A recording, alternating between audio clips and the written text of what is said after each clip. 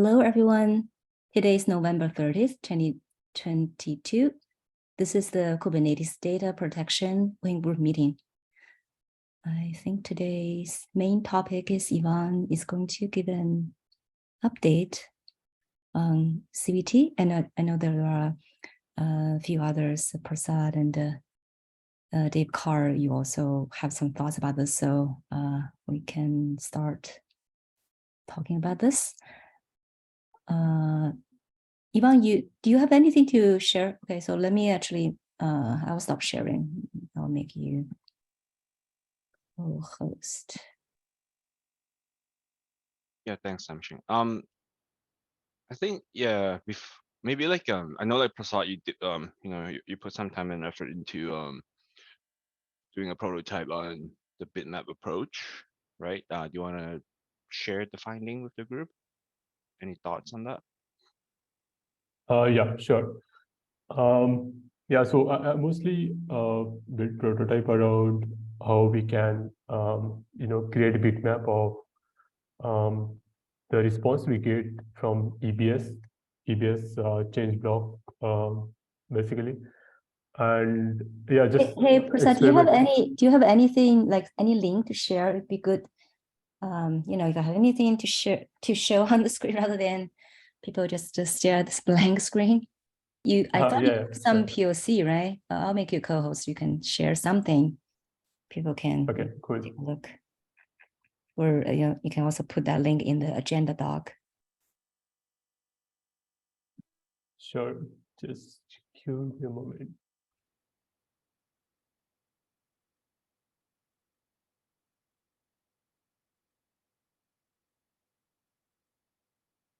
All right. I hope I'm sharing the right screen. Do you see GitHub? Yes, I can see that. Yes. Okay. Yeah. Cool. Okay. Yeah. So put that somewhere in the agenda doc or in the chat or something. The link. Yeah. Sure. So the thing we wanted to experiment with is like to visualize how the bitmap would look like for the change block response we get from EBS, and how we can serialize, send the response, and at the client side how we can deserialize and build the change blocks, get the change blocks data again, right? So we I basically used mock data of, so this is how we get EBS response, EBS change block response, right? So this mock data, is this, you just like fake data? It's not really based on real data, right? It is based on real data. It is based on, okay. Yeah, I had taken 2 snapshots and used EBS CLI, AWS CLI basically to get the data. Obviously, the tokens are redacted here; they are not actual tokens. So yeah, this is how we get the response, and to build the bitmap. So again, this is just to this is not, I would say, the best way of doing this. We are just doing experimentation, so I believe this is okay. So we from the response we try to get the number of blocks, and since we can represent each block with 1 bit, so the total bytes required would be total number of blocks by, I mean, 1 byte can represent 8 blocks, right? 1 bit per block. So likewise, we can build the bit vector. So we'll set if the okay, so we'll iterate through all the change blocks. If we for each index, we will set the bit to 1. Otherwise, by default, it will be 0. And yeah, so we then serialize it, and then the actual response will be sent in format bytes. And to deserialize again, we basically, from that byte we got in the response, we try to build bit vector again, so that then we can iterate over the bit vector and get the sense of like which block is changed, right? So based on like the index, we can then find out the data once we restore the volume. We have the metadata of like which blocks are changed, and we can fetch the data from the volume. And to visualize like yeah, so for the mock data, like this is how the bit vector would look like.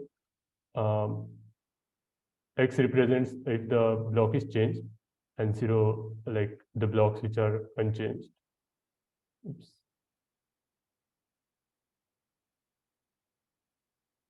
I don't think there is an option to unwrap this. Okay. Yeah, so the response would be in bytes, so it will consume only a total number of blocks divided by 8 bytes, sorry. Yeah, and then obviously we can send these bytes as a response and deserialize and rebuild the bit vector to get the change block information again. And yeah, so Carl pointed out why this approach may not work, because we can encode only the indices basically, right? We can build bitmap about the indices, but the other information like tokens, there again we cannot build bitmap about it. Yeah, so this approach may not be extendable if we want to go into the data, if you want to adopt data path in future.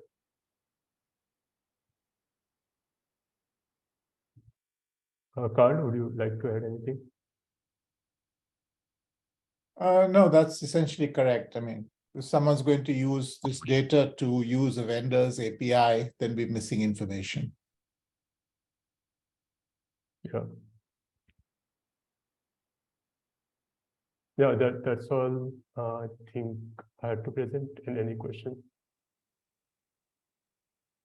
Thanks, Prasad. Yeah, thanks for putting the time to investigate into this. Yeah, I agree with your assessment there. I think like it does require like the backup software to make some assumptions about what that bitmap means. You know, like because at the end of the day, all the backup software can see is like it's a string of bit or bytes or whatever basic type that we use there. But then it has to make some assumptions around like like because in your test, right, the block index is 1, 2, 3, 4, 5, 6, 7, 8, 9, 10. But as I remember, like EBS have its own logical offset. It might mean who knows what that only EBS back can understand, right? So the backup software would even like building the bitmap and then deconstruct building the bitmap inside the aggregator API server or controller or whatever we choose, and then reconstructing it or like trying to make meaning out of it on the other end. There's some assumptions there, which as much as like I think this is like simple and great, but I'm just not comfortable with the assumptions that have to be made there on both ends. Yeah. Cool. Okay. Anything else, Prasad? No. Okay. Yeah. So like in parallel, like Jan and I have been exploring like possible alternative and yet again like I think like I shared this thought with Jan like last week, and it might be doable. The idea I'm gonna share my screen. I guess the idea is instead of like forcing like the payloads down the wire into the network and through the Kubernetes control plane and cross our finger and hope for the best, like why can't we just write the data into a persistent volume and let the backup software decide when they want to mount the persistent volume. So I want to share it from like the API perspective first before we go into details, then talk about the different components within the CSI driver. So same idea, like we have volume snapshot delta, and main request here is, hey, show me the change blocks between like these two pair of snapshots. And secret reference is really just CSI requirement. So the first interesting change that we want to propose is, instead of like a maximum number of blocks, we ask user to input like the maximum size in bytes to be returned, like maximum size in bytes of the payload to be returned. Because like I think we discussed this on Slack as well, right? The number of blocks is really determined by the block size, which, as we all know, may vary between provider to providers. When a user says, hey, the maximum number of blocks that I'm willing to handle is 10,000, in a way, like, it's kind of meaningless, right? Because like 10,000 like can mean something else from another provider's perspective, when their block size is 512 kilobytes, for example, in EPS. Another provider with 4 kilobyte block size, like the number of blocks would increase like significantly. So instead of that, why don't we just enforce like the total payload size is expressed in bytes.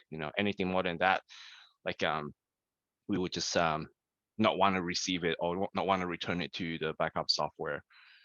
So timeout, pretty intuitive. I think like the first magical, I guess, ingredient here is like we add like a property that allowed the user to say, hey, don't send me the data over the network because I don't want you to take down my Kubernetes control plane.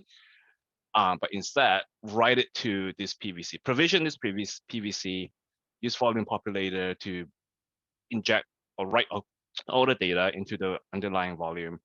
And then when I'm ready, I'll spin up a pod to read it from here. So as we can tell, right, like these properties are very familiar. I think we can go into more discussions about like what kind of like configurable PVC properties we want to expose to the user. But the some of the more common ones include like the name and the namespace. So like the user tell CBT CSI driver or CSI sidecar, I want you to write the CBT metadata into this PVC in this namespace. Access mode, read write once pod, just like the backup. This how like the backup software choose to access it. Meaning at any one time, once this PVC is ready, only one pod can access this PVC. Claim policy, whether they want to delete it or retain it, pretty standard API like configuration there. Resource request, storage, like how much the PVC should be and the storage class to use. And then in return, so you can imagine, right? Like now, even we can do this without like an aggregated API server. We just need a good old CRD controller. So user like create this volume snapshot delta resource. Underneath it invokes the API, and then our CSI like sidecar does its thing, and then in return, it updates the status with all the information that of the relevant operation, the number of blocks that we found, like the block size that the provider told us, the number of bytes actually returned to the PVC that we provision, or the CSI sidecar provision, messages state, is the PVC ready for consumption? Is it pending? Is it failed? So that's kind of like the idea that we put together at the API level. I thought you were saying you want to use the populator, right? Volume populator? Yeah, but is the data source? I'm not seeing that in this definition. Right. So hang on a sec. Yeah, good good point. So like the data source would be inside the PVC, right? So I only see a blank volume, so I was wondering, well, is that definition? Yeah, so we can go into like it's one of those like do we want to? It's a question around like, do we want to let the user decide the volume populator, or can our CSI sidecar decide the volume populator? So the second slide would deal with that. So but let's I want to like get people some feelings about, at least from the API consumption level. Does that like make sense? If this doesn't make sense, I just wonder, because create a volume could be slow, so that's the only thing that jump out of my mind right now. Just I don't know if it's they will add some performance penalty there. Yeah, You have to well, create like a volume every time. there's a bit of a trade-off there, right? I think like I Mhm. think on someone did the math like on Slack or something. Say if it is like 1 terabyte of volume, I think the CBT metadata might be in the magnitude of hundreds of I'm not saying the megabytes. size of the. I think this is Yeah, I know, I'm saying that just the creative volume itself, right? It's it could take time, right? To create a volume, basically. It's like for every time we do this, we want to create a new volume, basically, right? I'm just saying this will add some performance penalty. Yeah, like it's definitely a good factor to consider. But there's some trade-offs there need to be made. Yeah. At least like because like the main like I guess like pushback was like we don't want to like put the Kubernetes API server at risk, as we flow all this data back to the backup software, which would be the case if we utilize an aggregated API server or just shove all the entries into. Yeah, we probably want to. So, we probably need to just need to maybe need to do some tests and see like how much. Yeah. I think like from at least from my perspective, is like this makes sense because like for one, like we as a community, we are familiar with PVC. We know how volume provisioning works. We know how to. I know. PVC. It's just performance side, right? Create volume. Yeah, definitely. Yeah. So if it is in the magnitude so of many, then if it take like say 2 hours to provision the PVC. No, I'm not saying that, but I think right? I guess one reason for having CVT is to improve the make it more efficient, right? But then we are adding this. We're also adding some performance penalty here by using this way. But I'm not saying this is I just want to say this is something that we need to consider, right? You need to look at pros and cons of each approach. Yep. So I think we're starting to design for worst case, and that's kind of skewing everything at the moment. So one thing to remember is CBT is an optimization. If you don't have CBT, everything works just fine. It's just slower. Right. So that's the same. So we're adding this. Does it make it worse? Yeah. So even in cases where, like for example, we like when you're using CBT, so worst case would be like, say, every other block is changed. I'm not sure that CBT actually buys you anything in that situation, because reading every other block versus just reading every block, yeah, in theory, it's half the IOs. I guess with SSDs, it's not so bad, but you're not really saving that much. There's a point where you just go, just read the whole volume. It's not that much worse because you may be reading in pretty big chunks. So I think we want to be careful about that. We can certainly put some limits and say, if it's more than X percentage of the disk has been changed, just read the whole thing. So that's one option. I think we should think about that and discuss that a bit as to where, when there's a cutoff point where CBT is no longer buying us anything. Right, definitely. Right. Yeah. So we need to measure that, I think. Yeah. I think like I think that's a good point. And the again, right, the main pushback that we got is still like the data flowing through the network through the Kubernetes control plane. So like it's a matter of like so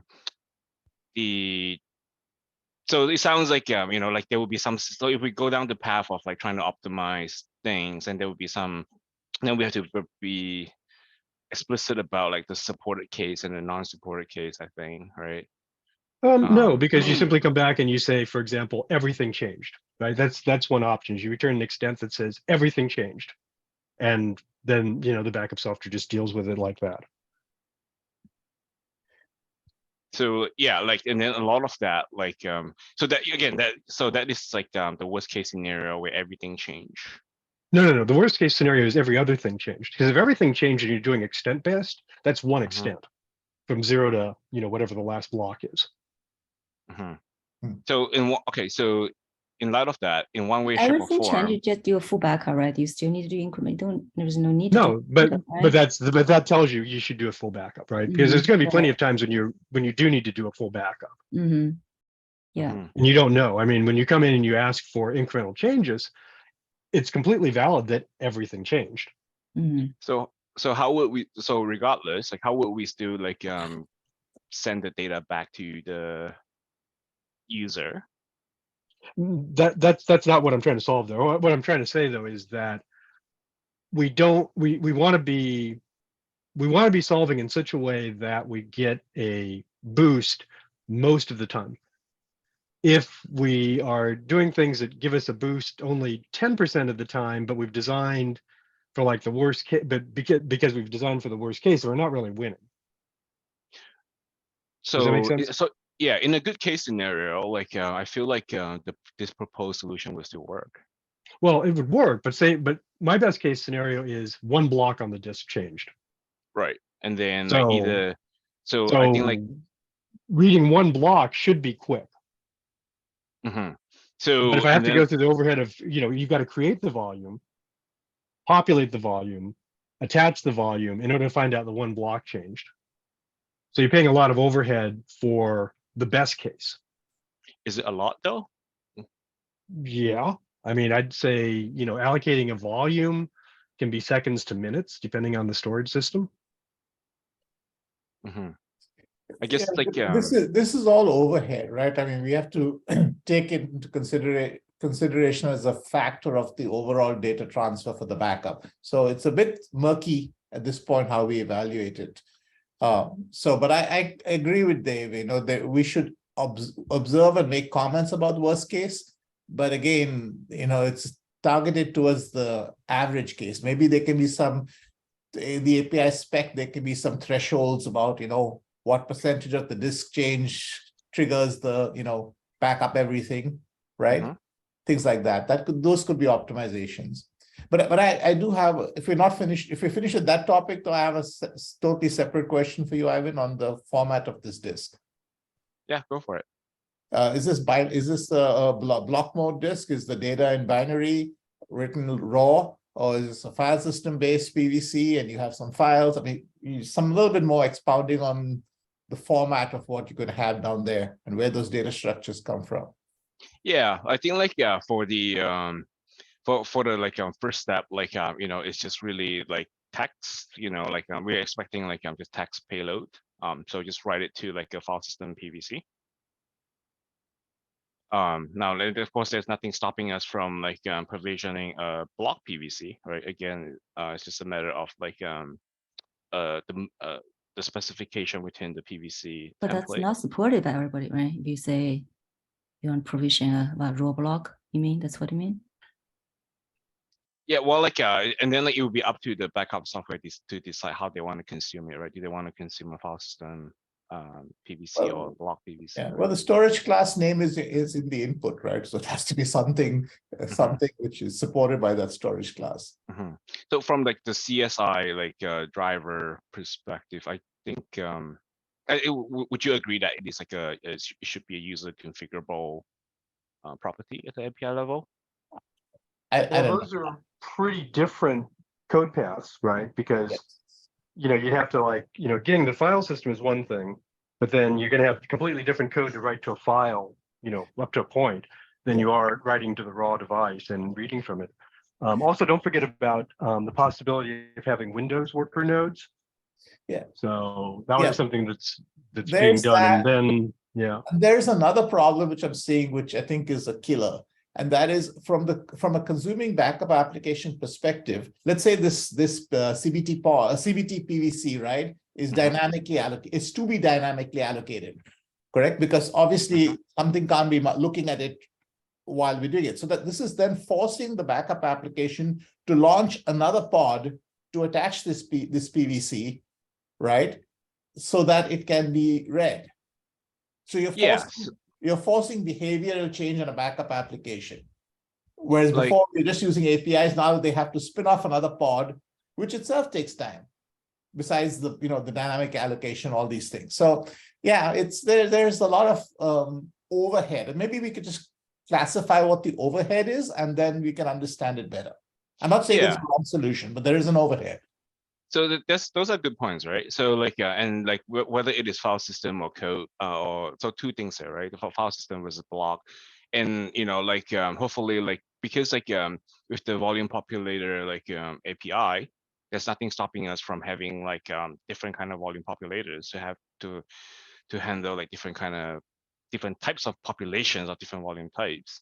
So that's one thing. And secondly, regarding pod, again, excellent point, right? Like, but if we like just like soon, I mean, like if we like take consider, we try again, right? Try not to like step into the data path too much. But once like eventually like this backup software will need to spin up a pod to do to get real meaningful operation out of this, right? It will need to spin up a pod to do the data path things, and this way is going to apply like all the CBT metadata. I mean, it just depends on it's implementation, right? I Well, can relate to what I've written. So, but yeah, but that's beyond the meeting. Yeah. So, but the point is, this solution mandates eventually that a pod be spun off to mount this MyCBT PVC. Mm-hmm. Yeah, so if we're going straight CSI with CSI at the moment, right, we'd have to clone the volume, get access to the snapshot data. We have to clone and attach. So that path requires that we create a new pod.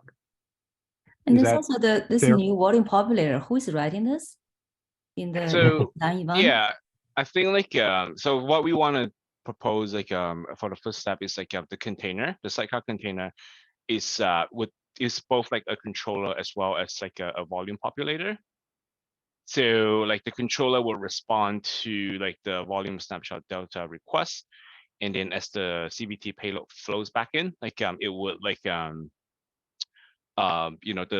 volume populator within the sidecar so separate process right now, and then like it would just go ahead and create like a persistent volume claim, and then it will define like the data source reference that points to CR or CRD that that would have all the information.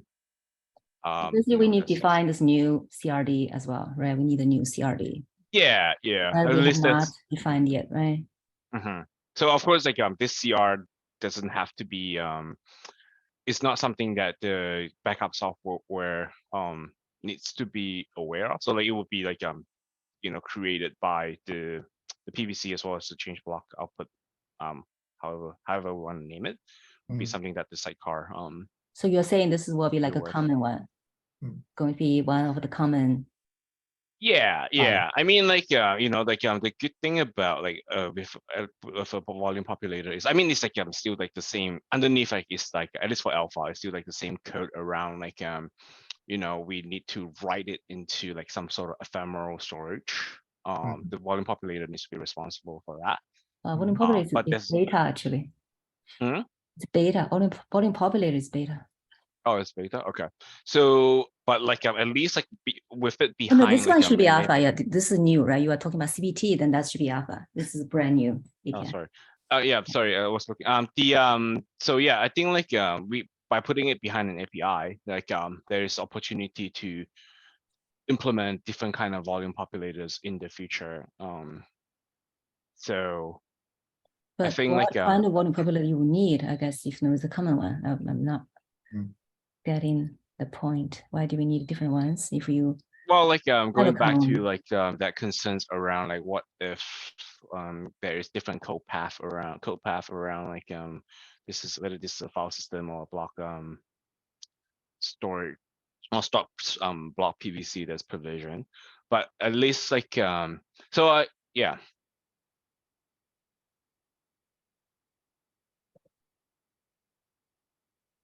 So I think so sounds like so far like the concern is around optimization. Like with this like slow it down significantly. I think, but at least like I think like like a couple of things here that I personally like is the idea of like again, right, like I'm going back to that user experience, like we are familiar with pulp PVC work. There is like we are familiar with security around PVC. We are not at risk of like shuffling down like tons of traffic through the control plane. And also like with a volume populator, there's like flexibility around how we want to extend like things. So if we put things into ephemeral storage, that can serve as a cache. Hmm. You know, when user resubmit like a volume populator snapshot again with the same base and target, we know, oh yeah, we've seen this before. You know, like we're gonna return like the same thing because it's still in our ephemeral storage.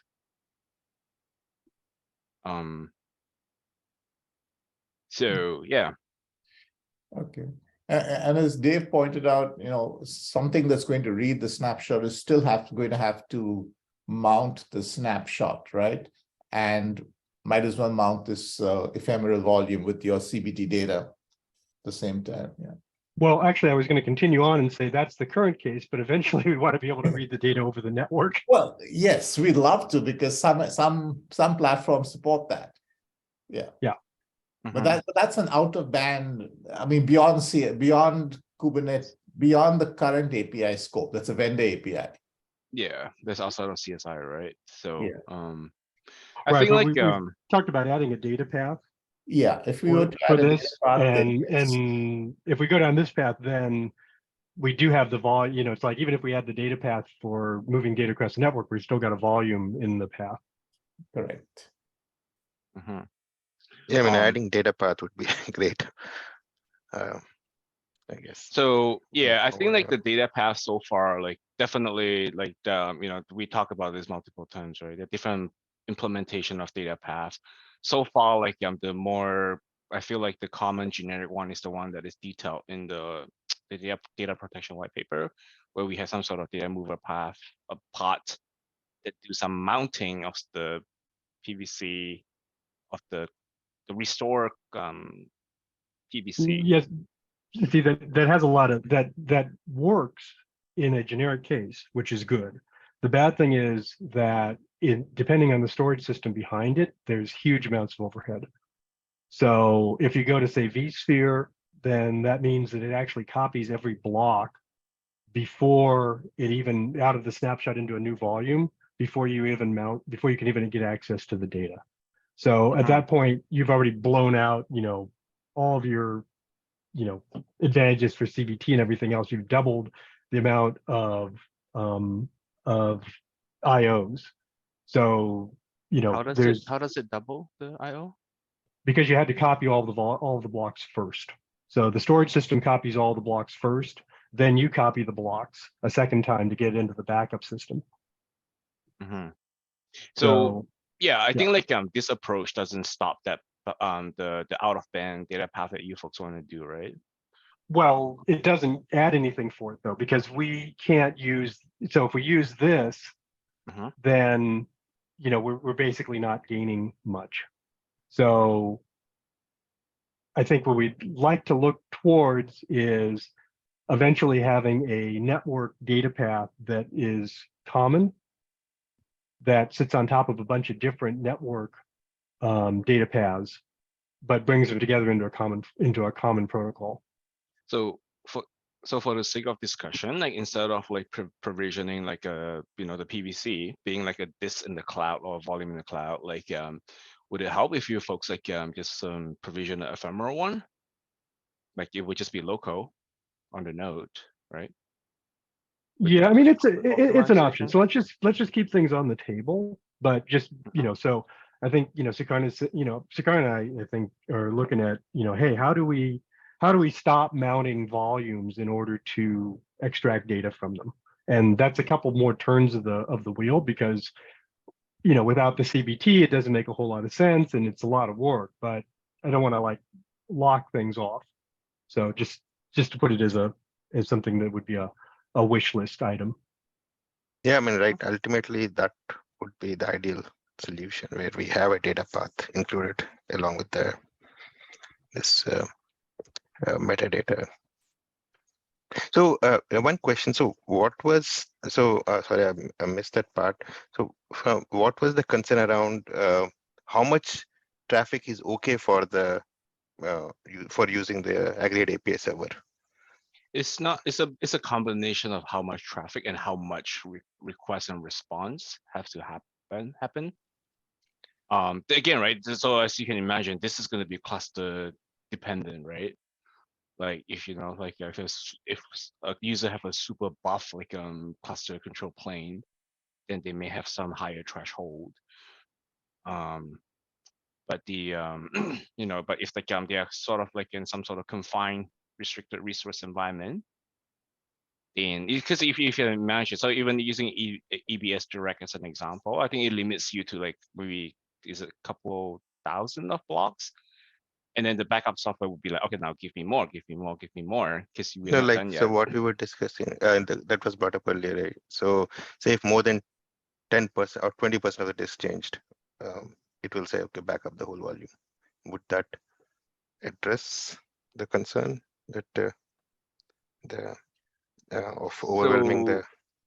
Yeah, so then like that would be up to the backup software to decide, right? So that now then like the implementation at the CSI sidecar, it becomes. No, I mean we put it into the spec then, right? That the CSI sidecar will. I don't think CSI can enforce that, can it? Because like the backup software ultimately has to decide, okay, how much my threshold is, or how much like, I'm willing to deal with. Well, no, because it's us returning, it's the CSI driver returning the list of change blocks.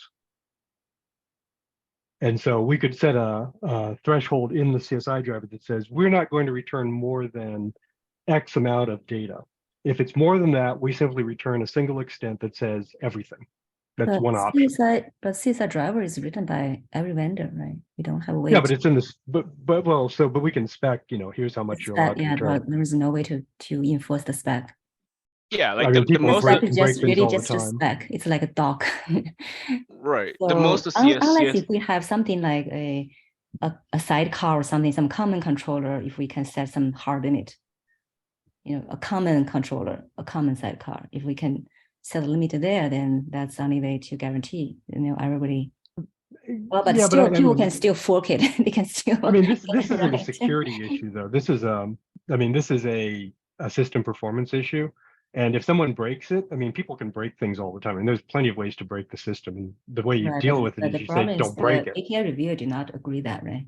That's the same. Yeah, well, we don't want our component so to we be need the one. to. So if we have some way to say, maybe if our sidecar, our like when you CSI controller can have this limit, at least if they use our controllers, they cannot go beyond this limit or something. If we can set some, if we can agree upon some limit, maybe we can talk to them again and see. Yeah. So what is this upper limit? I guess I'm not sure what is the upper limit that is acceptable for. I think like so that's the question. Yeah, I think there are two things there, right? Like, first of all, the most of CSI can say, at least in my opinion, is okay, I'm gonna only return you X amount of data. Like, it can't take the extra step, like what Sukana was saying, and say like, hey, like, do a full backup. You're better off doing that way. It can't say like, I'm gonna stop at this amount of data. Yeah, yes, it can. Backup software decide what it wants to do from there. No, I haven't. All we're returning is a list of extents. So all we have to do is just say extent of everything, or extent of everything from here even. So if we know the size of the volume, we could even inject the record. We could say, yeah, you've returned us 1,000 records. 1,001 is going to be everything else, right? It adds one more record, and then discard the rest that's coming back from the CSI driver. So what would the response back to the backup software looks like though? How does it indicate to the backup software that, hey, you might as well do the whole backup now? You tell it everything changed. The extents you returned are everything changed. Right. That's the CSI. That's the most that the CSI can do. Everything has changed. And that indicates the backup software that it needs to back up everything. Does the backup? Well, and yeah, the decisions will still be at the backup software site, right? Well, like maybe it doesn't want. Well, it doesn't have any information other than that. Right. So I think that, I just want to make sure like that decisions has to be made by the backup software. I don't want people. There's no different decision there. You don't have any information. But it would be up to the backup software to decide whether to restart the backup operation. I think the point is we can't presuppose the intelligence of the backup software to say, Mark, no. Okay, so what we're doing here is we're returning a list of things that need to be backed up. If the backup software chooses not to do it correctly, that's a different problem. Yes, Exactly. But if all we exactly. return That's is exactly it. everything needs to be backed up, that's all the backup software has to work on. And that's a completely valid response. Everything needs to be backed up. Sure. So yeah, again, so I feel like we are almost at the same point here. So the point is like to see it. Yeah, the backup software has to be the one. It like decide what to do next. But there's I nothing mean, within it's CS. not really a decision. There's nothing within CS. I want to be clear that there's nothing within CSI that says, hey, you know what? Now I'm gonna, support that auto full backup thing for you automatically, seamlessly. Does that make sense? It doesn't change So- anything.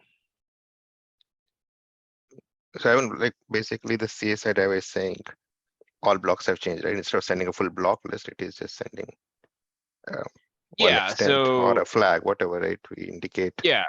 to. So Well, we have yeah. extents right now. Yeah, So it's an so- extent from 0 to end of disk. No, that's Right. a VMware issue though, right? VMware returns extents.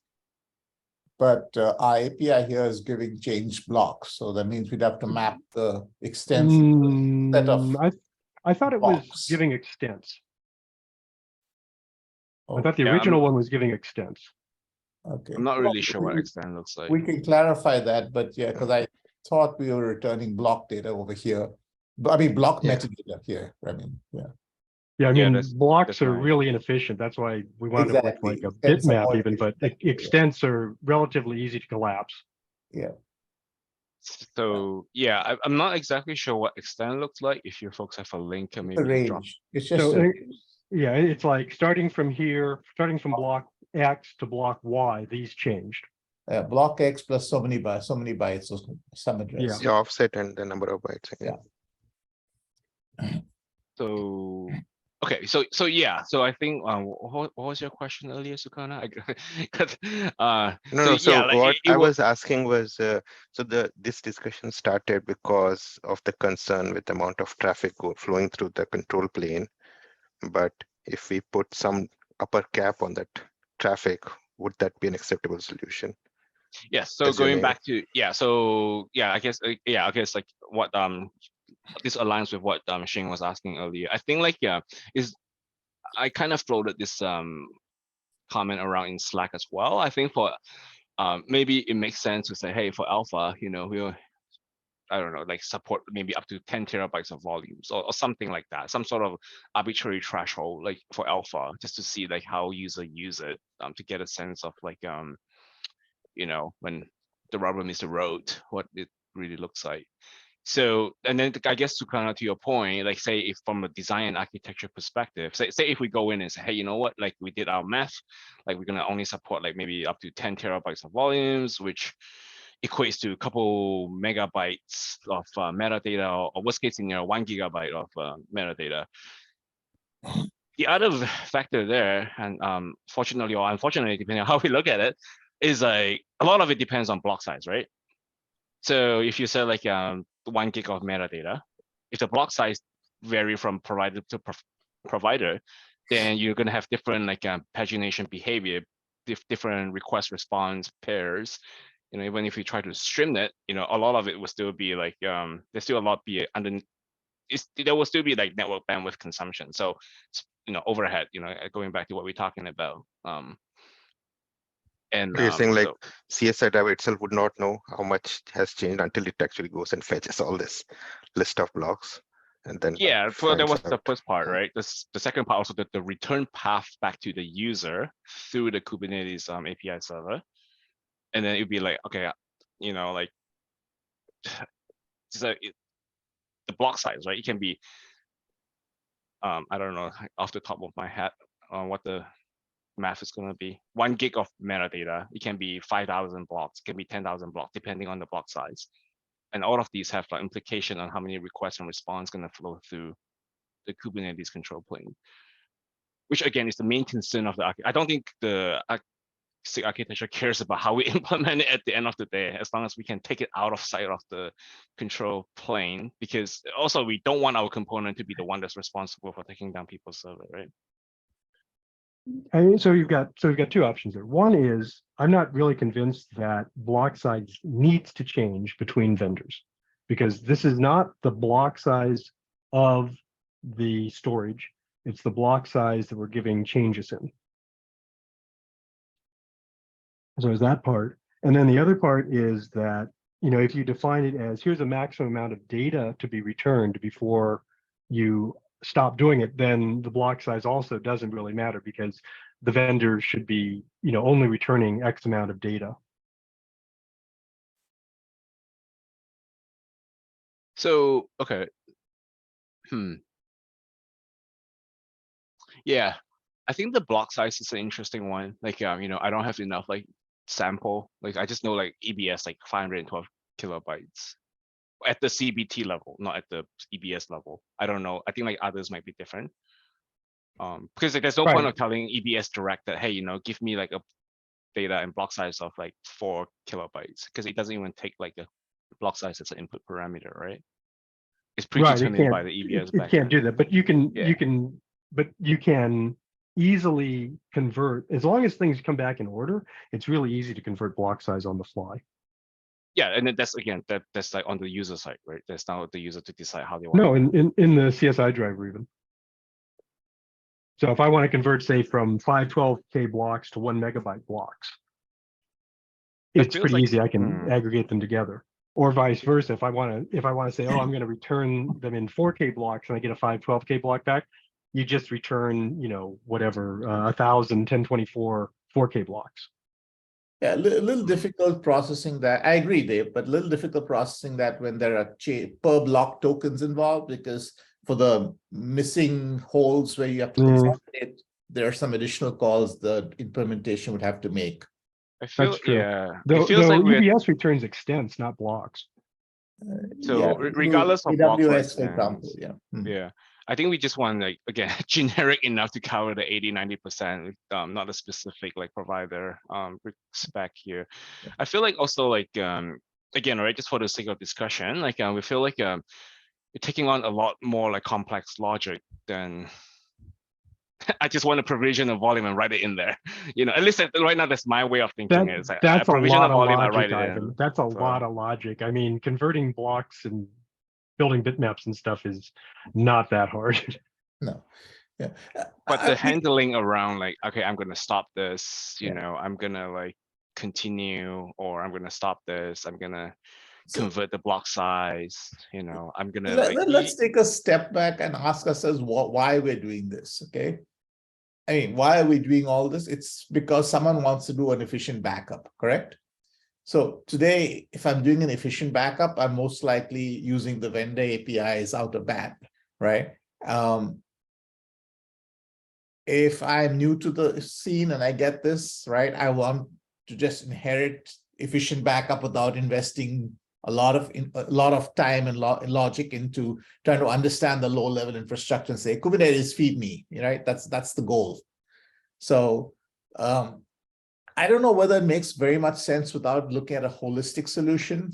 I know we've parceled it out into metadata of CBT and then talk about the data blocks, but I'm just tossing this out there. Does it make sense in all situations that we treat this in the split brain mechanism, or do we also have to look at the data path to get the changed blocks, the actual blocks, as part of this solution?